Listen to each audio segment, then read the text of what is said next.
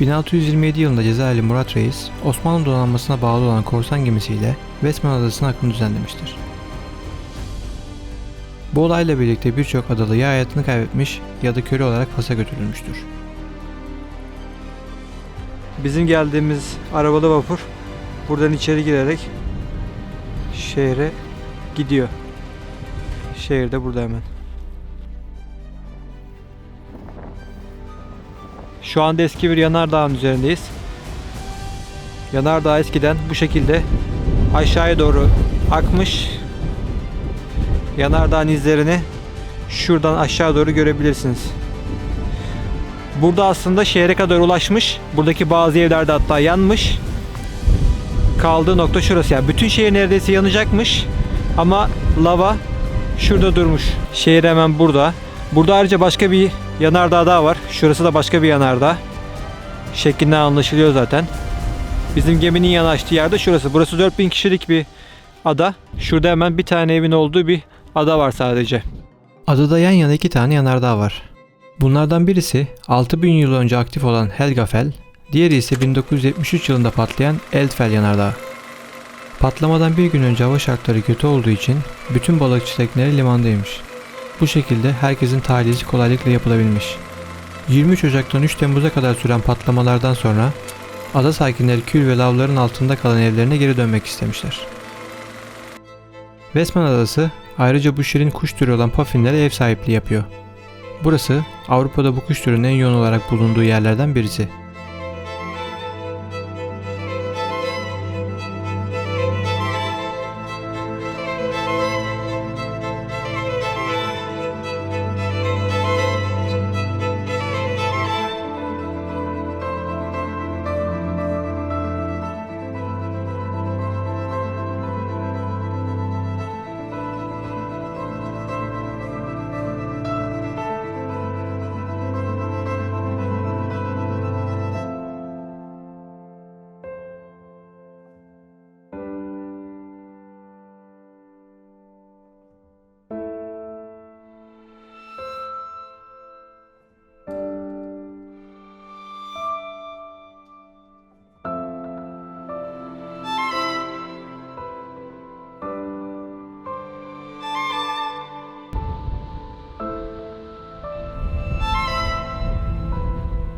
Bugün hava bayağı rüzgarlı, o yüzden solar paneli bu şekilde koydum dışarıya. Burası İzlanda'nın en eski termal havuzlarından birisi olarak bilinen Secret Lagoon. Havuzun etrafında birçok jeotermal sıcak su çıkış noktası var. Buralardan havaya yükselen buharlar mekana farklı ve büyülü bir atmosfer veriyor.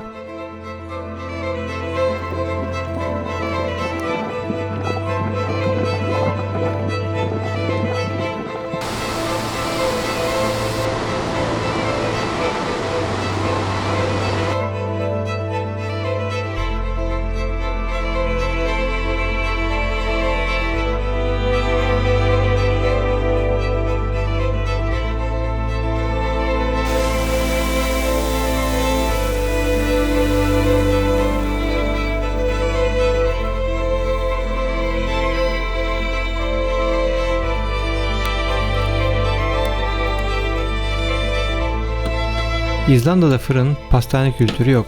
O yüzden geldiğimizden beri tatlı bir şeyler yeme fırsatımız pek olmadı. Bu acıyı kapatmak için son zamanlarda kendimiz bir şeyler yapmaya karar verdik.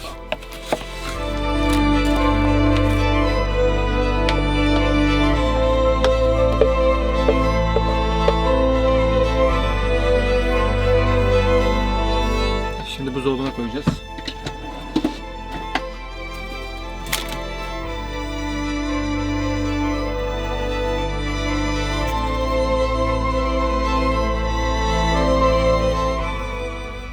Şu anda eski bir yanardağdayız. İçerisinde gördüğünüz gibi su var. Kuluya bana buradaki suyun sıcak olduğunu söyledi. Şu anda ben de deneyeceğim. Not that much cold actually ya. Çok soğuk değil.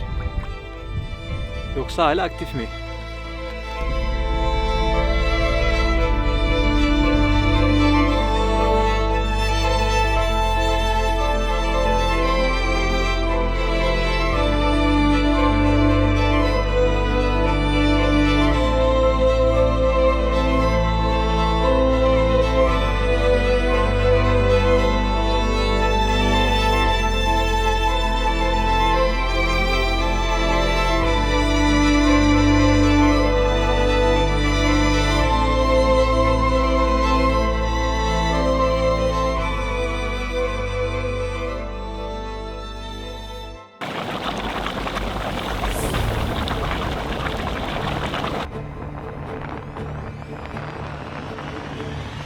Bugün geçen sene patlayan yanardağa doğru yürüyoruz. Şu anda hala sismik hareket olduğu söyleniyor. Kendi gözlerimizle göreceğiz bugün. Hava bayağı rüzgarlı. O yüzden kaydetmeye çok fırsat bulamadım. Şu an burada biraz azaldı. O yüzden hemen kısaca bir kayıt almak istedim. Yanardağ birazdan göstereceğim size de.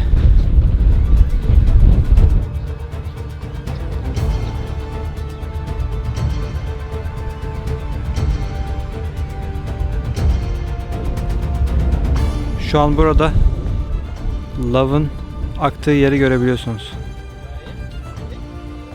Burası da tepeden görünüşü. Az önce buradaydık. Lavlar şu arkaya kadar gitmiş.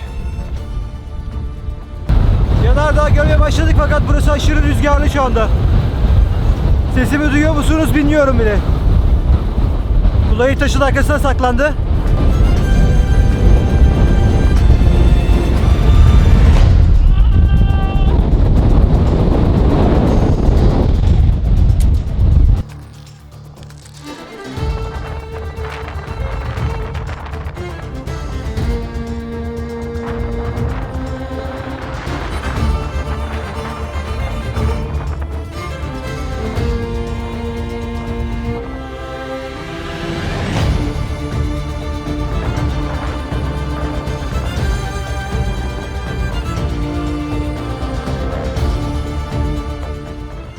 Yol üzerinde karşımıza çıkan başka bir yanardağ incelediğimizde etrafında lavların nasıl ilerlediğini ve çevre etkisini görebiliyorsunuz.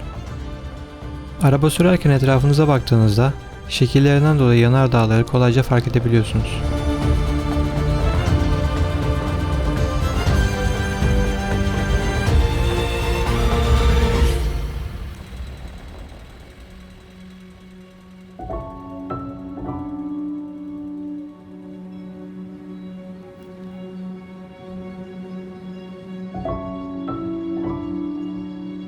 Herkese merhabalar.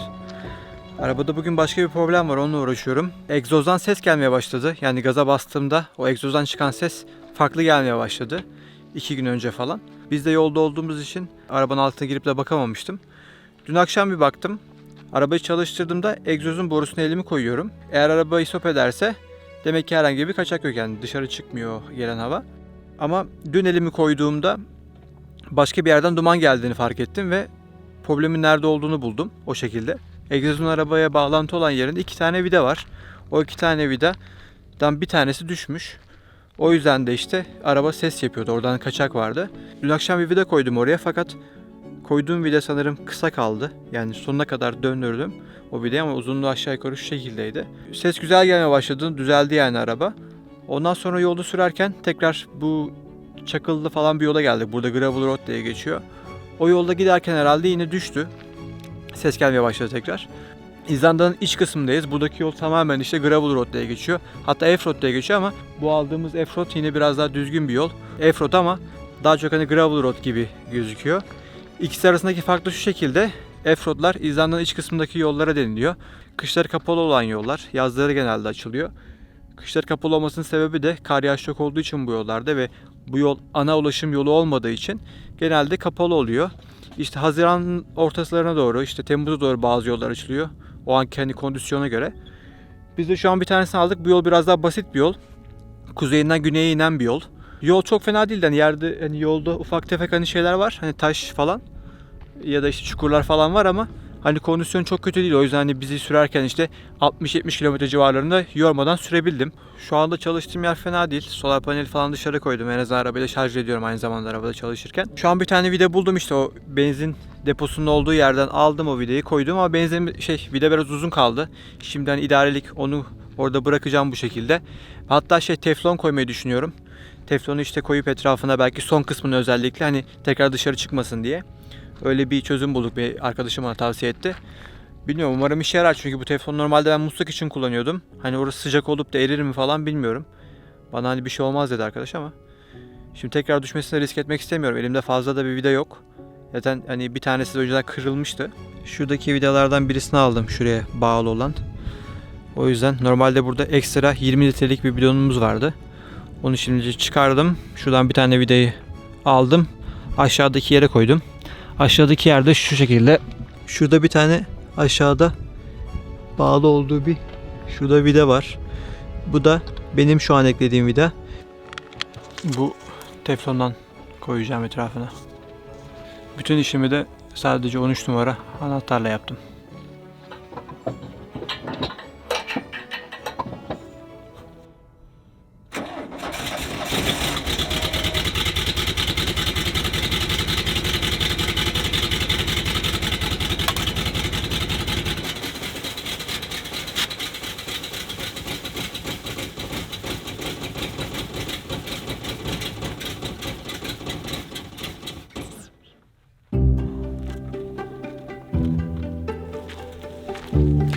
Egzozu elimi kapattım. Hava şu an çıkmıyor.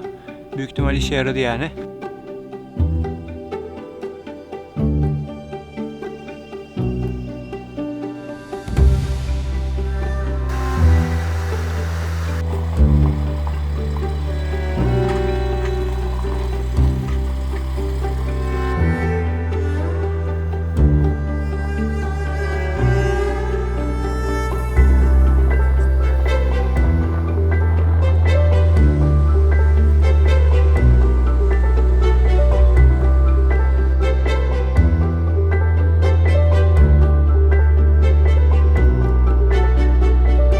Herkese merhaba arkadaşlar. Şu anda İstanbul'dayım. Buradaki birkaç işimi halletmek için buraya gelmem gerekti.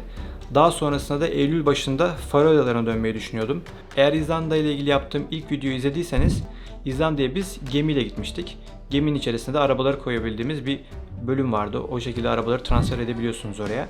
İsterseniz ya giderken ya da dönüşte Faroe Adaları'na uğrayabiliyordunuz. Biz de dönüşte gitmeyi oraya tercih etmiştik. Kulayı İzlanda'dan Faroe Adaları'na gelecekti o gemiyle birlikte. Ben de buradan uçak bileti alarak Faroe Adaları'na gidecektim. Orada da Kulay 2 hafta kalacaktı. Ben de son bir haftasına gidecektim. Sonrasında ise gemiyle birlikte tekrar Danimarka'nın kuzeyine gidecektik. Kuzeyinden Danimarka'dan da Fransa'ya doğru sürecektik. Fransa'ya dönüş rotamızda ya Almanya üzerine olacaktı ya da Hollanda ve Belçika üzerinden geçerek Fransa'ya gitmeyi düşünüyorduk. Büyük ihtimal ikinci olanı yapacaktık. Onun dışında dediğim gibi Faroe Adaları'na geri dönecektim. Fakat buraya geldikten sonra bu videoyu editlerken bir sürü deprem olmaya başladı İzlanda'da. O depremler sırasında Kulay'la konuşuyorduk. Ya bir volkan patlarsa abi biletimi aldım, değiştirmek zorunda kalacağım falan gibi konuşuyorduk. Ve daha sonrasında bir volkan patladı. Eğer haberleri izliyorsanız fark etmişsinizdir. O yüzden biletimi değiştirme kararı aldım. Dönüyorum İzlanda'ya. YouTube'da tabii ki video paylaşacağım. Fakat ondan öncesinde haber almak istiyorsanız Instagram'dan takip etmeyi unutmayın. Büyük ihtimal ilk olarak tabii ki oradan paylaşacağım. Gündelik hayatta yaptığım şeyleri paylaştığım için. Ayrıca bir tane daha bilgi vereceğim. Bu yeni patlayan volkan en sonunda gösterdiğim geçen sene patlayan volkana çok yakın. Aynı bölgeye gideceğiz. Orası da aslında havalimanına yakın. Daha sonrasında Faroe Adaları'na gitmek için uzunca bir güneyden yol sürerek gemi alacağımız yere doğru süreceğiz. Umarım döndüğümde hava şartları güzel olacak çünkü eğer hava çok kapalıysa oraya gitmenize izin vermiyorlar. Umuyorum ki gittiğimde hava güzel olacak. Ayrıca hani bazı arkadaşlarım bana şey dedi, ya sen gidene kadar ya volkan durursa falan dedi. Genelde volkan patlamaları uzun sürüyor. Geçen seneki yanılmıyorsam 5-6 ay sürdü. O yüzden şu anda yeni başladığı için de hatta bir sonraki evresini biraz daha hani görmüş olacağım. İlk başladığımdaki kısma göre. Kulay orada olduğu için hemen oraya sürdü. İlk güne ait görüntüler elimde var. Onu da bir sonraki videoda paylaşacağım. Sorularınız varsa arkadaşlar videonun altına yorum yazarak sorabilirsiniz. Videoyu beğenmeyi unutmayın. Hatta bir sonraki videolar hakkında da bildirim almak istiyorsanız profildeki bildirim aç kısmından bildirimleri açabilirsiniz. Bir sonraki videoda görüşmek üzere. Bay bay.